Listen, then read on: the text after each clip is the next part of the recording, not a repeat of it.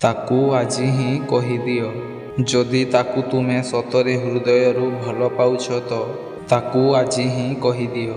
ହଁ, ତୁମକୁ ଲାଗୁଛି ସେ ବି ତୁମକୁ ଭଲ ପାଉଛି ତ ସେ ପ୍ରଥମେ ନିଶ୍ଚୟ ପ୍ରପୋଜ କରିବ। କିନ୍ତୁ ଥରେ ଭାବନା, ଯଦି ସେ ବି ତୁମ ଭଳି ହୋଇଥିବ ତ? ସେ ଲାଜ ହେଉ ବା ଡର, ଯେକୌଣସି କାରଣ ପାଇଁ ହେଉନା କାହିଁକି, ସେ ଯଦି ତୁମକୁ କହିପାରୁନଥିବ ତ ତୁମେ କୁହ ନା, ତୁମେ କ'ଣ କରିବ? ବହୁତ ଲୋକ ଏହି ଗୋଟିଏ କାରଣ ପାଇଁ ତାଙ୍କ ଭଲ ପାଇବାକୁ ହରାଇ ଦିଅନ୍ତି।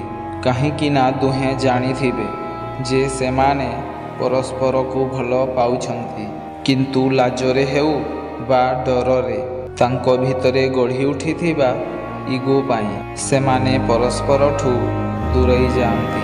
ଏମିତିକି ଶେଷରେ ଅନୁତାପ କରିବା ଛଡ଼ା ତାଙ୍କ ପାଖରେ ଆଉ କିଛି ବି ନଥାଏ। ବାସ୍, ସେମାନେ ପରସ୍ପରଠୁ ଅଲଗା ହୋଇ ଆଉ କାହା ସାଥିରେ ଜୀବନ କାଟିଥାନ୍ତି।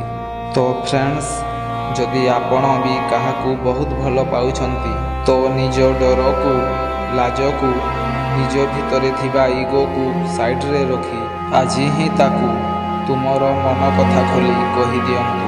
ତାକୁ ଆଉ କାହାର ହେବାକୁ ଦିଅନ୍ତୁନି କି ପଛରେ ଅନୁତାପ କରି ଲୁହ ଗଳାନ୍ତୁନି।